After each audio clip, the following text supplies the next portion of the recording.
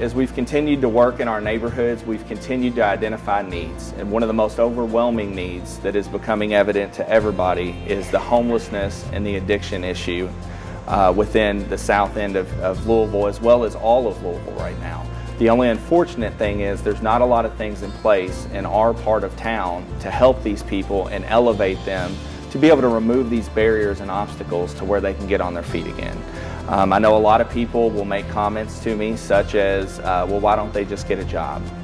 And this is very frustrating for a lot of reasons. Part of it is the lack of education on the part of the community on what's going on. What they don't realize is the first thing you need to be able to get a job is you need an ID, you need a social security card, you need a birth certificate. Usually to get those things, you need transportation to get there. You need some sort of mail with an address on it. They have no address. You need some kind of other documentation. They don't have these things. Then even if they can overcome that barrier, at that point they have to be able to put in a job application. They don't have a way to get access to the internet. They don't have transportation to go fill out the application. And in some cases, they don't know how to read or write to fill out the application.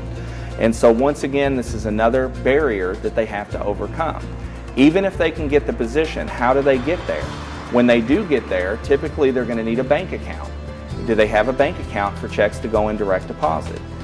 When they start getting paid, they have no financial literacy. They don't understand how to save money or how to set budgets. All the important things that we take for granted, they don't have access to these tools. And then whenever they start work, they go through the humiliation of showing up to work. They don't have clothes that fit. They don't have clothes that are clean. They know that they smell because they haven't been able to take care of themselves. They don't have the hygiene available to be able to take showers and shave and wear deodorant and all these things.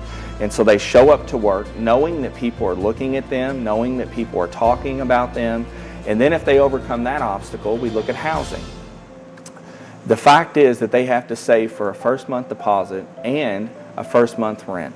And right now the going rate, rental rate average in Louisville is between $1,100 and $1,200 a month, which is unbelievable to ask someone making minimum wage to be able to meet. So the only alternative is the housing situation, affordable housing. Right now, Louisville estimates that we're 31,000 units short for affordable housing. So now we have people that maybe finally do get into housing, but they're barely hanging on, and they still have no support system. So what happens when they get sick and they have to miss work? What happens if they get laid off? What happens when their car breaks down? Now we see them go back into homelessness once again after they've worked their way literally out of the gutter. And so what we see here is we have people that need support, and there are amazing resources in our city that are available, but that doesn't matter if they don't know about them. And it doesn't matter if they don't trust people to be able to reach out and get the help they need. And so that's where Exodus comes in. Not only do we go out and meet basic needs, because we do, but then we also build relationships with them. We build trust with them. And with that trust, we're able to reach out to other partners, because we do have amazing partners in our city that are doing great things.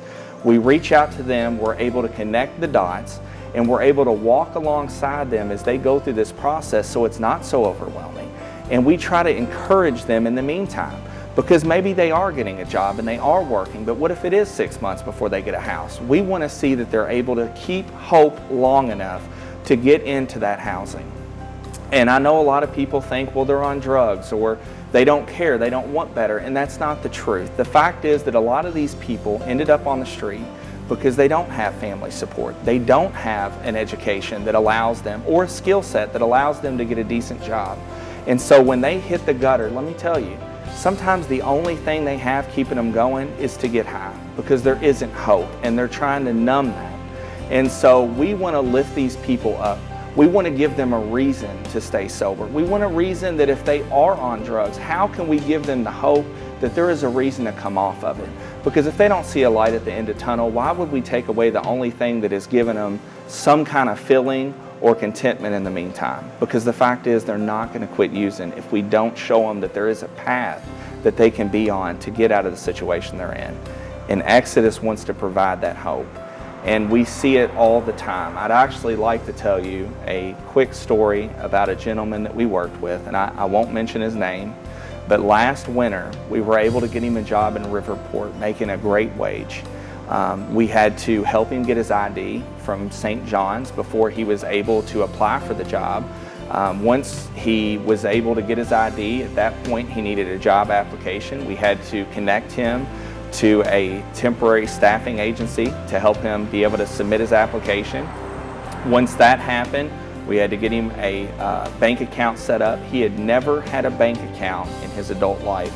He had no idea how to do it or who to talk to, none of this. So when he finally was able to get the bank account and he was able to start work, I'll never forget whenever I went to pick him up the first day. That morning he came out and he looked just absolutely upset. He looked disgusted, and I asked, "What's going on? You should be excited. This job's making $20 an hour." But he wasn't. And he was embarrassed because he hadn't showered. The only shirt that he had holes in it. And he knew he had to go face these people in this job orientation looking the way that he did. And I'll never forget that we had two people that walked up, and they were also homeless. They were staying in the same place. They were living in a garage with no electricity, no water. And they came beside him. One of them opened their backpack and gave him the only other shirt they had that was clean so that he didn't have to be embarrassed to go to work. The other one pulled out crumpled ones from his pocket, which was all he had, and gave him money so that he could actually get lunch while he was at work that day, and told him how proud he was. And so we see situations like this all the time. And we want to encourage people to be able to step out of that situation, to overcome these barriers so that they can have hope again.